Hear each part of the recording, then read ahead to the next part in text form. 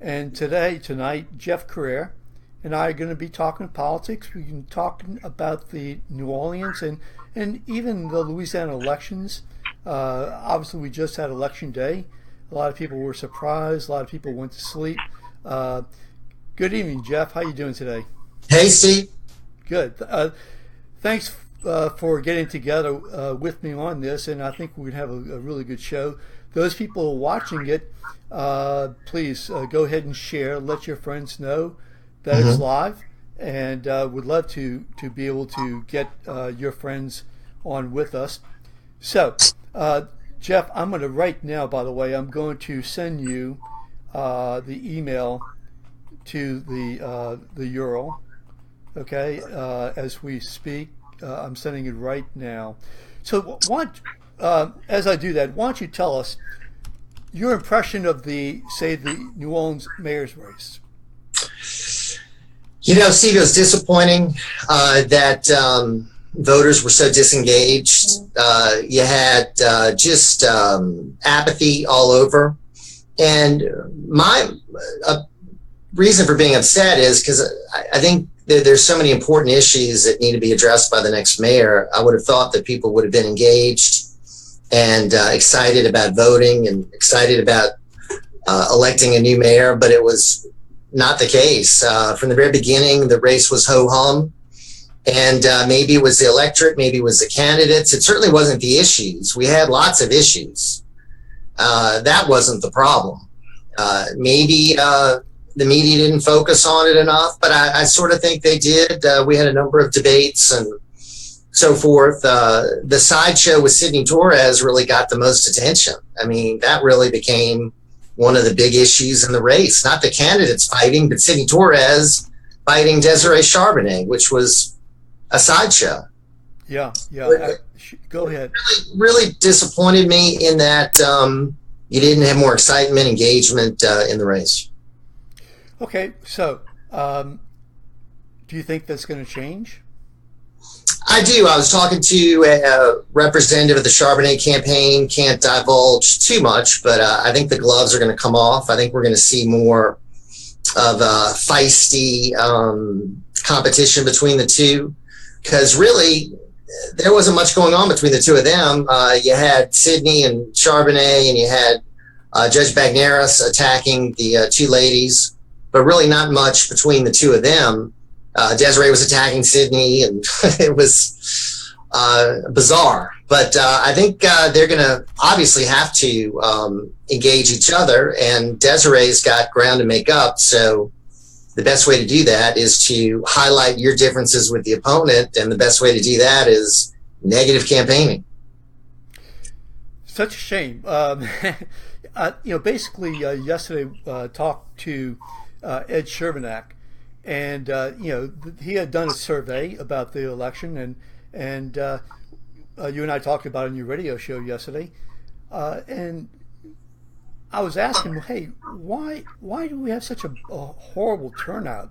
I mean, the only race that was over 30% was the mayor's race. Nothing else was over 30% in terms of the actual voting. City council amendments, everything was below 30%. So, he said, well, it could be that the people just are not interested, that the candidates did not excite them, that maybe they were preoccupied with hurricanes. Any one of those make sense to you? We have hurricanes every year, it seems. I don't think that was it. I mean, I think that you could say that it was the candidates maybe didn't excite the people, that the candidates were not engaging enough. I think there's no real outsized personality in any of these candidates. There's nobody that's really someone that captures the imagination of the people. You don't have someone that's been well known like Mitch Landry for years, or the Morial family, and you just have a different set of candidates. And I think it's exciting, and that we're going to have a first woman. I mean, that should draw some attention, and maybe that'll draw some media that'll get things fired up a little bit in the runoff, where, this is going to be history in the making, the first woman mayor of New Orleans. So I'm looking at that as maybe something that'll generate more interest. The experts say that the turnout might be even less in the runoff, which is sad. It's a week before Thanksgiving. It's 2 candidates instead of 18, so you only have 2 candidates working to get people out. You don't have as much on the ballot. We don't have as many council races. So all these different factors don't bode well for more turnout. Sure, absolutely. Let me just make sure and take a look at some of the comments. Clark Thompson says, I'm sure Ike Spears will reach into his bag of tricks. Now, Ike is supporting Charbonnet. Charbonnet got hit, obviously, I think pretty hard from Sidney Torres, and claiming that she is going to not be up and up. I mean, do you think that's a fair claim? Sidney seemed to be upset that she didn't make the debate, and then talked about her backers and some of her activities previously, I guess, with maybe members of the Jefferson family or whatever. But none of it seemed to be really scandalous. I mean, none of it seemed to be really super damaging. It was just him attacking her, and people were like, well, wow, why is Sidney attacking Desiree Charbonnet? There must be something wrong. And I think that hurt her. And then the Not For Sale NOLA group doing their ads about her pretty much selling out. And then Bagnaris hit her on Ike Spears and Blair Boutte being part of her campaign team. So, all that together turned her from the front runner into the second place. But Bagnaris went nowhere. The final Fauché poll had him at 19%, and he finished at 19%. So he didn't pick up any of that. It all went to LaToya Cantrell. Yeah. Because she was sort of above the fray and considered one of the front runners, and people were like, well, I don't want to waste my vote on someone who's probably not going to make it. I'll go with LaToya Cantrell. Seemingly, now you're going to have Stacey Head possibly for Cantrell, because she put out a statement critical of Desiree Charbonnet. LaToya might benefit from that. She might benefit from Sidney, this group Not For Sale NOLA. But then Desiree Charbonnet has the citywide white elected official in her corner, and that is the DA, Leon Cannizzaro. And you would think that could maybe help boost her vote in the white community. She did not do very well there. She got about 20%. Not well, yeah. And Cantrell got about 40% of the white vote, and about 40% of the African American vote. That's what you call a strong election, when you get a balance of black and white support, and you're above the fray and you get attacked, and you run first and surprise everybody. I mean, she's in a strong position right now. She's going to get more money coming her way. So Desiree Charbonnet's not out of it, but she's now gone from front runner to underdog, and she's got to do better in the white community. And you would think that she's got the possibility. She's got the DA with her. Yeah. And that's got to be something she utilizes much more in the runoff to drive up her white vote. We'll see what Bagnaris does. He doesn't seem to be inclined to support Des. I don't know what he's going to do. We wish him the best. Of course, I know his daughter is seriously injured, and we certainly want to pray for her and the judge and his daughter. But I don't know eventually what he'll do.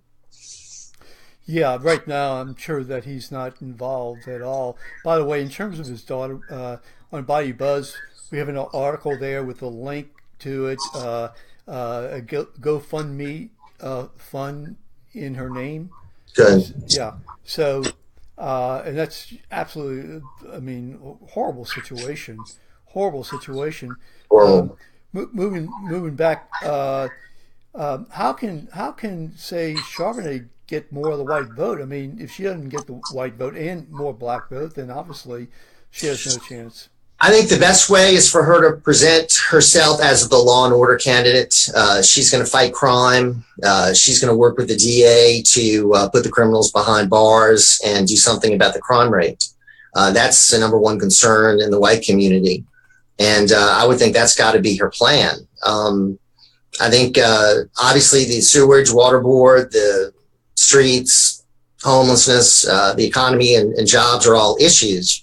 But I still think crime, we saw the police officer being killed. I mean, every day we're being reminded of the crime problem.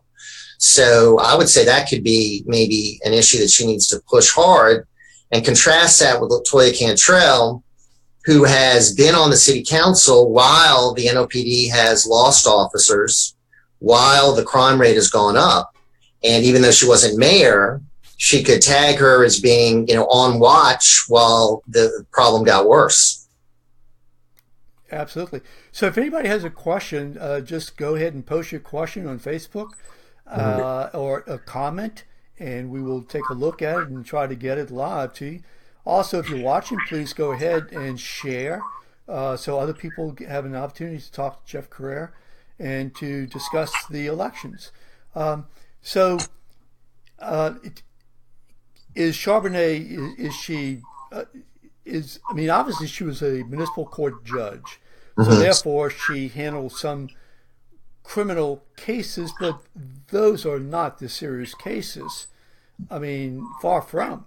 So how can she take that, and I'm not saying she can't, but how can she take her experience as a municipal court judge and translate that in terms of being strong on crime?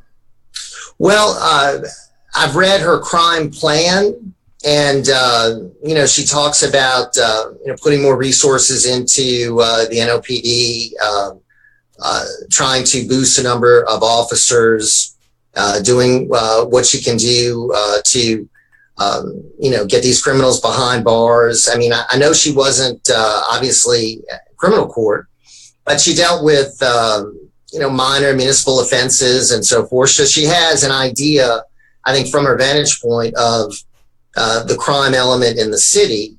And I think she can point to the fact that, her plan received the support of the DA and that he's backing her. And that in contrast, LaToya Cantrell talks about the best way to stop a bullet is with a job. And that is sort of a feel good, sort of, oh, hey, we'll just get everybody jobs. And I think that's might be a good soundbite, but I think she's got some potential to go after that little soundbite, because that doesn't seem to be a practical way to deal with the crime problem. We have a 52% unemployment rate among Black males in the city of New Orleans, and that's been going on for a long time. So if she's saying that jobs is the best way that she's going to reduce the murder rate, then what's her plan to bring in jobs to the city, and what kind of track record does she have in the city council in bringing in jobs? I don't know. I would again say that could be a potential area where Charbonnet goes after her. And also, she's not from New Orleans, and that could be something. People are very parochial in the city of New Orleans. They like their New Orleanians that are from here. Look at our previous mayors, Landrieu, even Nagin, Morial, Bartholomew. I can't recall a last time we elected a mayor that wasn't from the city of New Orleans. Can you? No, definitely not. Definitely not. No, and obviously, her being from California, but she's made a name for herself. That's the whole thing. She certainly did a lot in terms of Broadmoor. She, within a short period of time, she's a candidate she's in the runoff, and she's leading at this point in time. It's remarkable. I give her a lot of credit. It's remarkable. She's taken a district seat and leapfrogged over the people that were at large. Jason didn't run for mayor. Stacey Head didn't run for mayor, and she got herself in a runoff. It's pretty remarkable. That hasn't been done. Ray Nagin came from nowhere, and he got elected, but LaToya Cantrell came from just a district seat to go. That's like a state representative jumping into the governor's seat. I mean, that's pretty impressive. I mean, I give her a lot of credit for that. I think she ran a good campaign.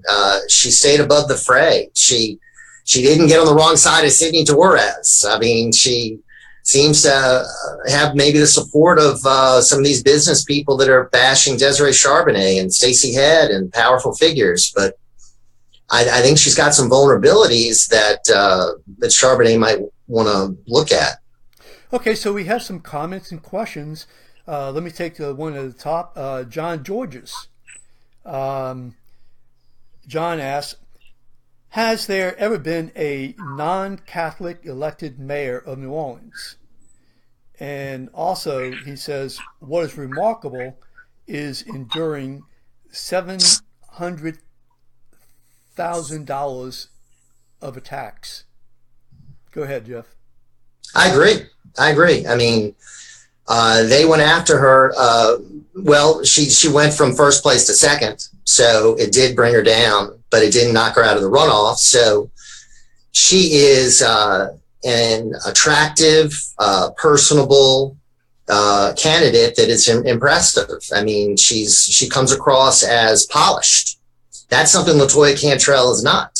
I mean, LaToya Cantrell is someone who is more of a populist type of person who doesn't really have all the polished types of rhetoric that Desiree Charbonnet has. So it depends on what people are looking for. They're looking for a grittier candidate that can talk the language of the streets or the language of the people, or are they looking for someone who's going to be able to communicate with the media effectively and maybe try to lure businesses in here and woo them.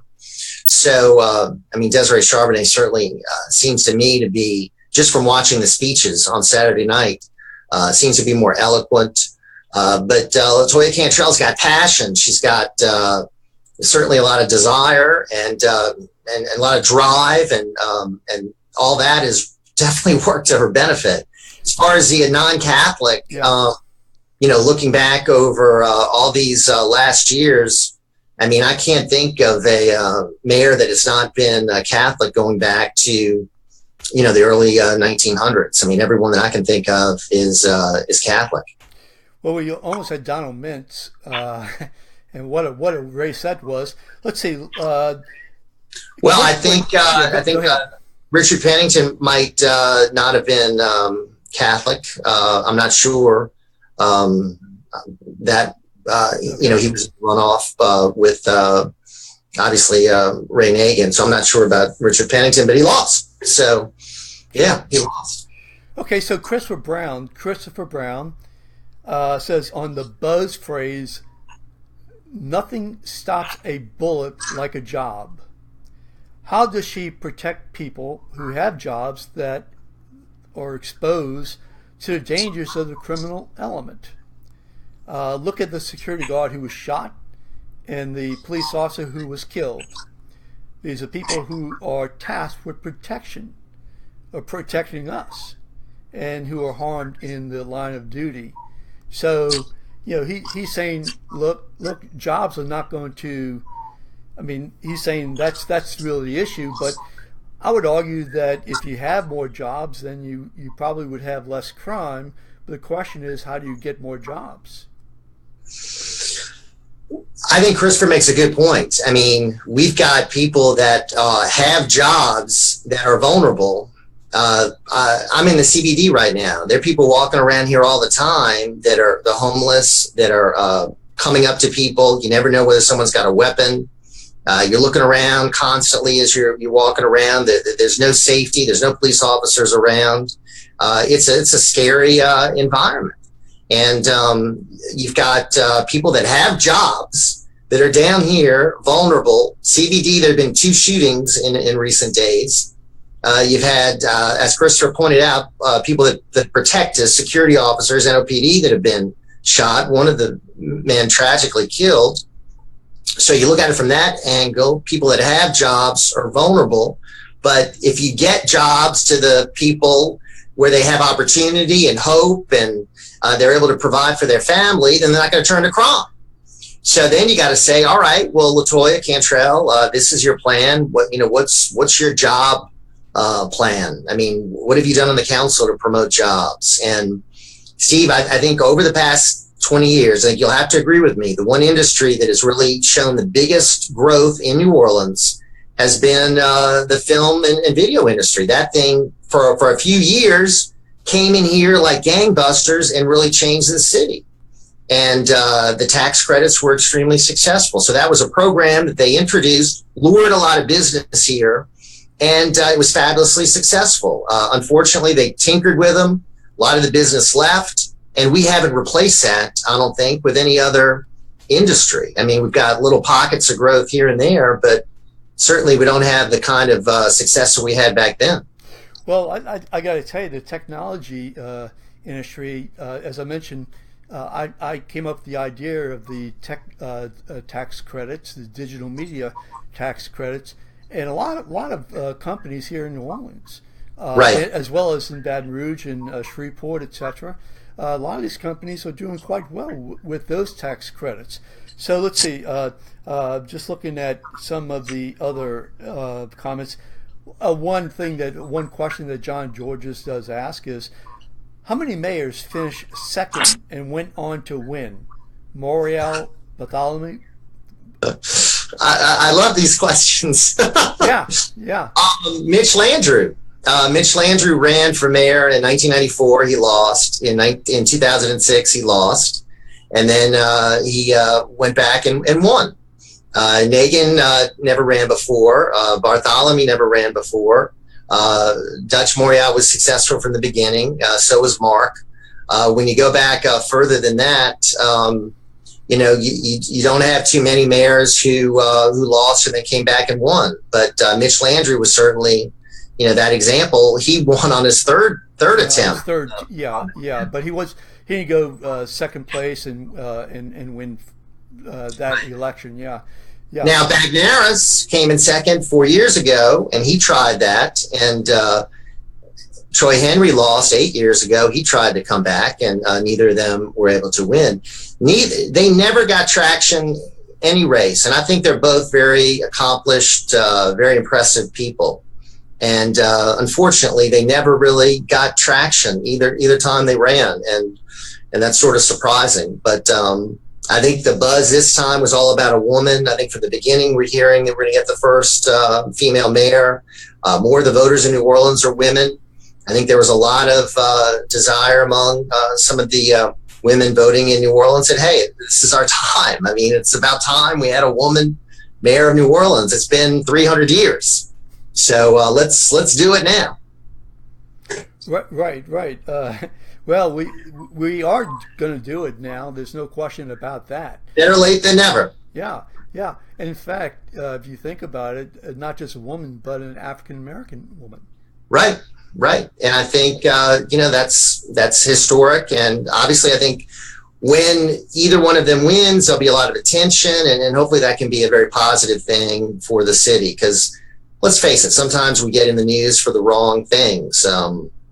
We got in the news the other day for the police officer being killed, and that was a national story. Normally, it seems like when we get in the news, it's some kind of tragedy, the flooding disaster, one disaster after another. A hurricane's coming. We got murders. We have oil spills. We got tragedies.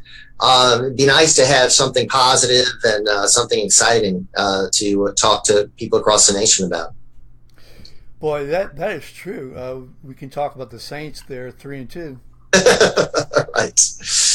Long way to go, Steve. Long way to go. So what are the real issues here in terms of platform? I'm trying to figure out what are the crime, strong on crime. Okay, that's a platform. What else? What are they going to do with the Sewage and Water Board? What are they going to do with the Sewage and Water Board? How are they going to reform the Sewage and Water Board? What's it going to take to improve the pumping capacity? What's it going to take to handle the problems that we've had with these turbines? How do we change the board structure to make it more responsive? How do we put in people that are qualified as opposed to political to the positions? How do we maybe get the city council back on there? Because remember, we took them off.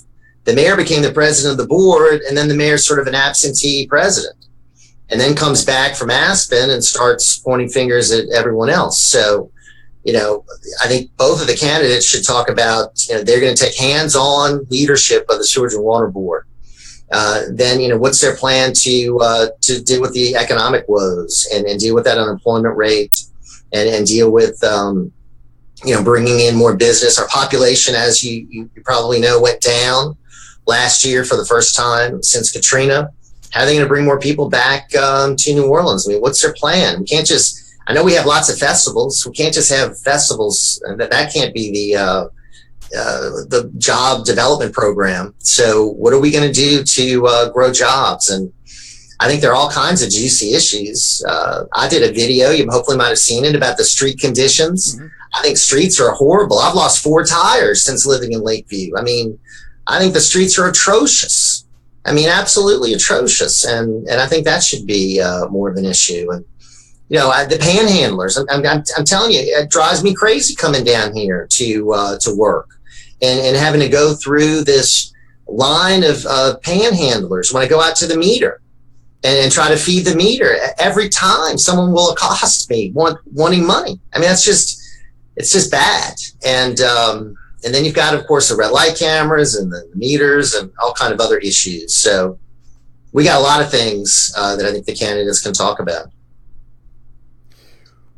Talking about it is one thing, and having real solutions is something else. I mean, certainly, I don't think that Mayor Landrieu had anticipated that the police force would be depleted, right? Well, he was warned by Chief Surpass that if you didn't have recruiting classes, you were going to lose police officers, and Surpass warned him, and he didn't fund them for the first few years, and we had that dip that we're trying to get ourselves out of, but I mean, we haven't recovered. So it's a question of money, though. I mean, it's a question of money, right? So that's got to be a priority. I think that's got to be funded somehow. You've got to do a focus on that, so that you got to have your recruiting classes. I don't think you can possibly put that aside and think, well, we don't need that. I mean, we can't dip so many officers. I mean, that's really hurts response time. It hurts presence. It, I think, has led to an increase in crime. Then you've got, these consent decrees, that are going on both with the Orleans Parish Prison and with the NOPD. That's sort of another issue where these candidates can talk about what's their plan to manage that. And, do we see the light at the end of the tunnel when we can get out from under these consent decrees? I mean, do plans even matter at this point in time? I mean, think of the presidential election. I mean, plans here, plans there. I mean, nothing is happening. That's my editorial. But, I mean, the truth of the matter is that you can say, okay, I'm going to have more police on the street. But if you don't have the money for the police and you have other obligations, then so what? It doesn't make any difference. The plan means not much. Well, you first got to sell your plan. And if the voters agree with you, then you've got to implement the plan. And if you don't, then the voters got to throw you out. So first of all, you got to come up with a plan, sell it to the voters, get their approval, and then at least the voters need to give you a chance to follow through. And if you don't follow through, then you should get the hook. And my position was Landry didn't follow through after his first 4 years. I would have given him the hook then. But the voters disagreed, and 62% said we want him back, and he came back. But we had that decline in the police force. It was even apparent after the first 4 years. We saw the crime rate starting to spike up a little bit. So we already had the warning signs. It got worse, but I think we already knew where we were going. And, the judge was trying to point that out, and, he just didn't catch fire then. He didn't catch fire this time. And, that's unfortunate. But I think The plans are important because that's how you differentiate between these two candidates. All they can offer are plans, Steve, and then we got to keep their feet to the fire. Well, I got to tell you, to me, plans mean nothing in terms of elections. I mean, seriously, they just mean nothing.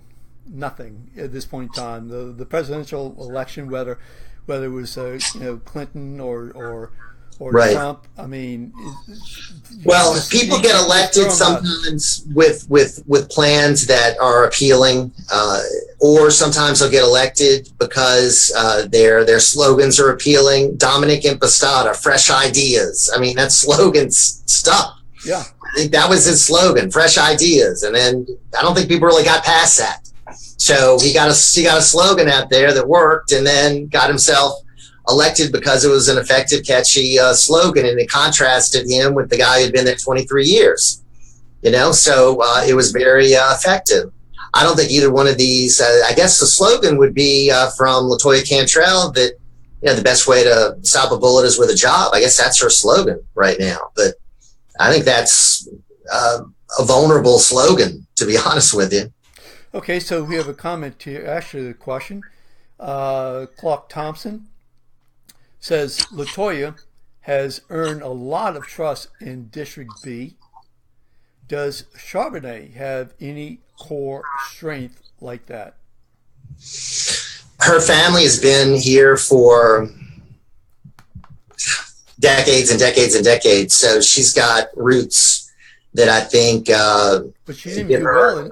She didn't even do well in her districts. I know, and I think that's something she's got to work on. You would think that she would have been more successful because everybody knows the Charbonnet family. I mean, it's a very prominent, well-known family. LaToya Cantrell's from California, yeah, and she came here and was able to make a name for herself after Katrina, and as the gentleman said, get a lot of support in District B, and she's popular there. So go on. That's her base. That's her base, a strong base, and she's been able to grow from there and do well citywide, which is incredibly impressive. So here's Christopher Brown has another question. Why do you think the Republican endorsement didn't play more of a role in uptown voter turnout for Charbonnet? Well, she was getting bashed by Sidney Torres. She was getting bashed by uptown businessmen with this not-for-sale NOLA. People like Frank Stewart were taking out big ads for Michael Bagneris. So it was a combination of factors. And I think Bagneris did pretty well in the white community in parts of uptown. He did real well in Lakeview. I think he won Lakeview. So I think that's what hurt her. Now, what I'm saying is it's a one-on-one race, and she's got to go after those Bagneris voters. And the best way to do that, I think, is to say that she's going to be the candidate that's going to be tough on crime. And that is what she's going to do to make people feel safe. If you don't have safety, Steve, you have nothing. You don't have people moving here. You don't have jobs moving here. You don't have businesses moving here. You get bad press. I mean, that's got to be the number one issue, and she's got to make that her issue. And that's her way to win, and that's her way to get more of those Bagneris voters that she didn't get in the first primary. Now, these super PACs, I mean, obviously, they definitely have an incredible impact upon the election. I mean, I feel certain that's one of the reasons why Charbonnet did not do well. I thought that maybe, and you and I talked yesterday on radio about the possibility that Sidney Torres would not get involved. Well, that was short-lived. Apparently, he has gotten involved, and he has already attacked Charbonnet again. So, yeah, and I thought what's going on here? I mean, can Sidney Torres be that upset that somebody didn't go to his party? I think he was upset, and that really, I think, was the driving force behind this whole thing. She backed out, and that really got him mad. So, I mean, that if she had that to do over again, I think she would have gone. I mean, if she would have known what this has all led to, I think she would have sucked it up and been there, because come on, she should have gone. I mean, the excuses were sort of lame because some other reporters backed out, and the other reporters backed out because Sidney was going to be on the panel. And, I think the other three candidates seemed to handle the questions. They weren't people off the street. They were respected journalists and award-winning journalists. So it was a good panel. So I think she should have been there. But anyway, she didn't go, and now you've got this vendetta. It's a vendetta. Who would have thought that Sidney Torres would have embarked on a vendetta? I mean, if I'm Charbonnet and if I believe that Torres is up to something, so therefore I don't go to a forum, would I think that he's going to have a vendetta and spend hundreds of thousands of dollars to defeat me? I don't think she thought this was going to happen. I mean, again, I think she probably thought he was going to maybe lash out at her, but not this. I mean, this is pretty, and this is obviously lasting. And I don't know. I mean, we'll see. I think that's one of the reasons why she didn't do better in the white community, because of all these attacks against her. And this is a great thing for Cantrell. But here's what I would recommend to Desiree Charbonnet. Don't worry about attacking Sidney Torres. Don't focus on Sidney Torres. You need to go after LaToya Cantrell. She's riding above this whole thing. There was an attack ad against Sidney Torres in the primary that was sort of funny, but nothing about LaToya Cantrell. So, I mean, it just seems to me odd that they were going at each other, and LaToya Cantrell sort of got completely unblemished, unscathed. I think so. Pretty much I would recommend don't be sucked into going after someone who's not even a candidate. I don't think that I think it was a super PAC. No, but I'm saying they still didn't go after Cantrell. They went after Right. Sidney. No, she got a I mean, it was funny. Now, it was a funny ad. Yeah, now Cantrell had said something about, and I'm trying to remember what she said in terms of her speech, but she said that she wasn't, she's not interested in class warfare and that kind of crap, but she's interested in class warfare, just not calling it that. I mean, that was my impression. Tell me. No, I think that's definitely, I think that's her sort of appeal, that she is going to be sort of the candidate of the downtrodden, the poor, and that she wants to raise up their standards, sort of a working class appeal, and that I would assume one of the ways to do that would be to increase taxes and to use some of those funds to expand services for the impoverished and expand city services. So I'd be interested to see what her plan is there. I do know that most people believe that she is more liberal than Charbonnet. Most people believe that she's more of an advocate for government solutions. So I find it interesting that your leading white businessman in the city, who has sort of a conservative reputation because he gave money to Donald Trump, is now, in effect, really sort of backing LaToya Cantrell, who is the more liberal of the two candidates. That's sort of interesting to me. And and then Stacey Head, who's sort of considered a moderate, certainly not, I wouldn't call her conservative, but not liberal. How about Boise Bollinger? I mean, Boise, I mean, Republican, right? Yeah, I mean, right. Does that mean that he's going to be for Cantrell? Because, he gave that money for not for sale NOLA. Right. And also, I think Jay LePere, and there were some other ones. Jacobs. I think a lot of those guys were for Bagneris. But it'd be interesting to see what's going to happen now that there's just the two of them. And then, you've got all this going on. And Desiree Charbonnet did get the endorsement of the Orleans Parish Republican Party Executive Committee. She got the official Republican Party endorsement, but she didn't use that. That didn't really help her much. And, her image was that she was sort of this insider, helping out friends, old Politico, business as usual. And, a lot of the quote more conservative voters went for either Cantrell or Bagneris. I saw that Bill Roussel was actually doing, I guess, the PR for Cantrell, and I'm just wondering, are there any other Nagin people?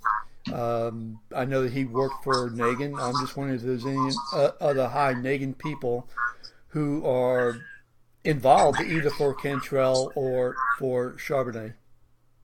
Charbonnet's got the Tetley group with her. She's got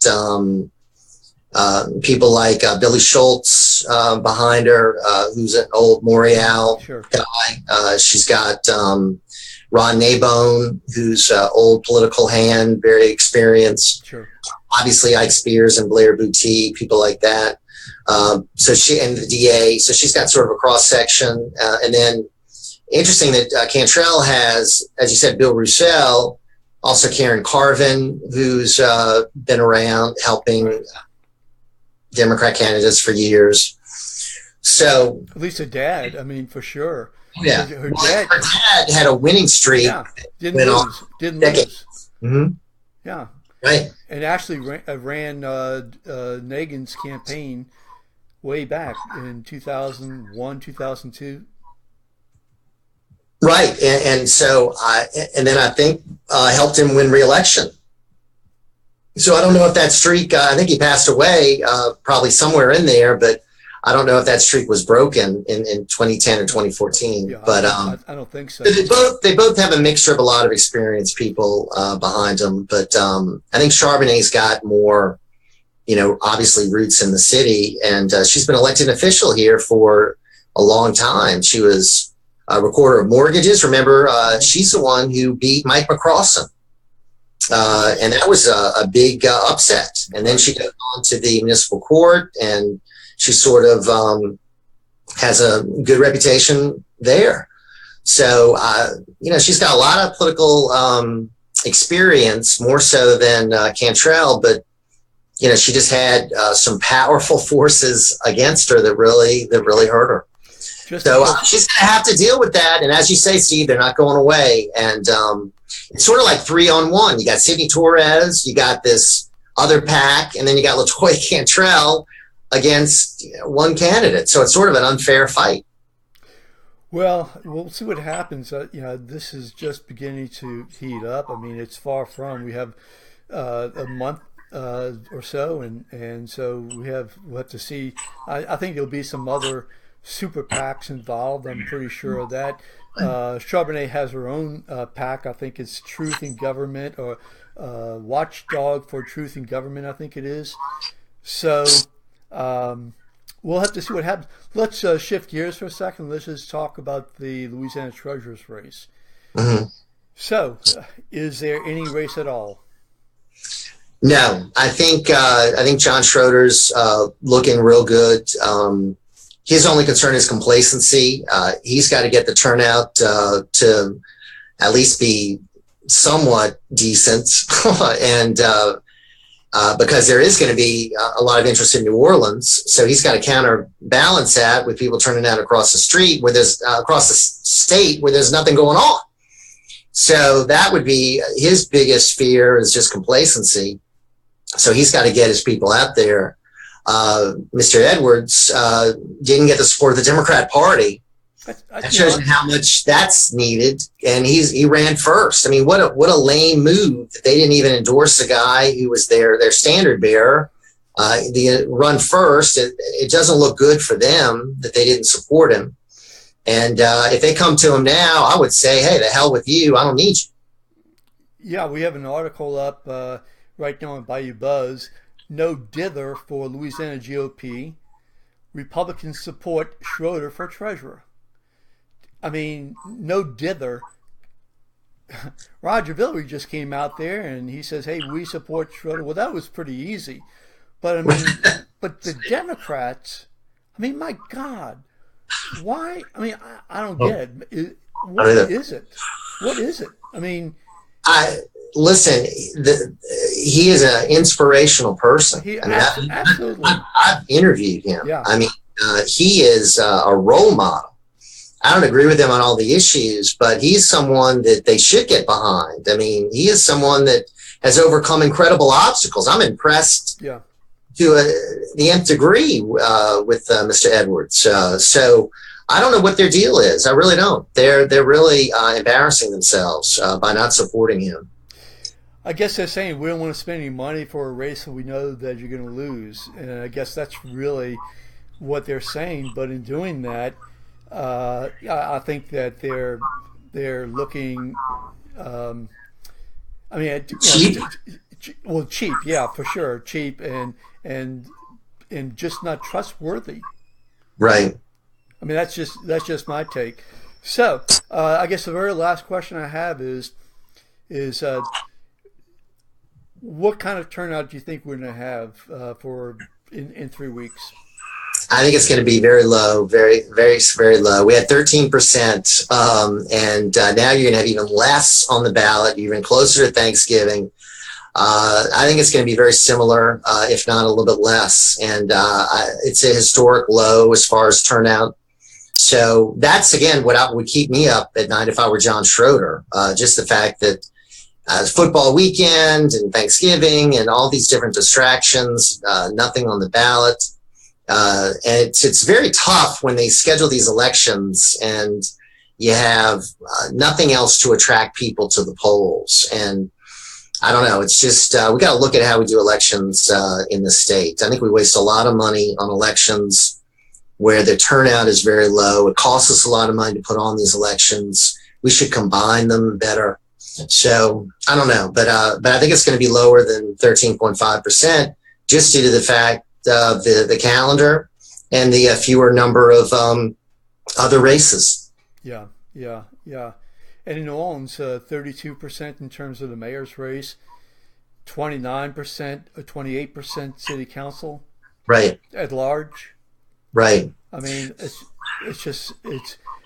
amazing. It's just absolutely amazing that something that I mentioned on the show, 2006.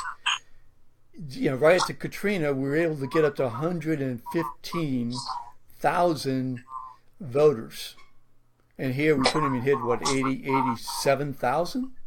And just think about it, as I talked about on the radio show, in 1982, Fauché versus Morial, we had 189,000 people vote. And I don't think we're going to break 100,000. Well, no, we're not. I mean, if we're certainly not on the course of doing that. That's for sure. Absolutely. Well, Jeff Crouere, listen, thank you so much. Hold on for a second. And as far as those people watching, please go ahead and share this, like it, so we can get more people to watch it. And we'll be doing a show pretty soon. And I really thank you for sending in your questions and your comments. And great questions. Yeah, great comments. That guy John Georges knows a lot about politics. Yeah, he does. That he does, and he knows a little bit about running a newspaper. Right. I mean, seriously, when you consider the Advocate, where it was, via the Times-Picayune, amazing. Yes, definitely. Amazing. Really. So, John, listen, you're going to run for mayor? Right. Really. Okay, so hold on, Jeff. Hold on. Thank you, guys. I appreciate your watching. Thank you.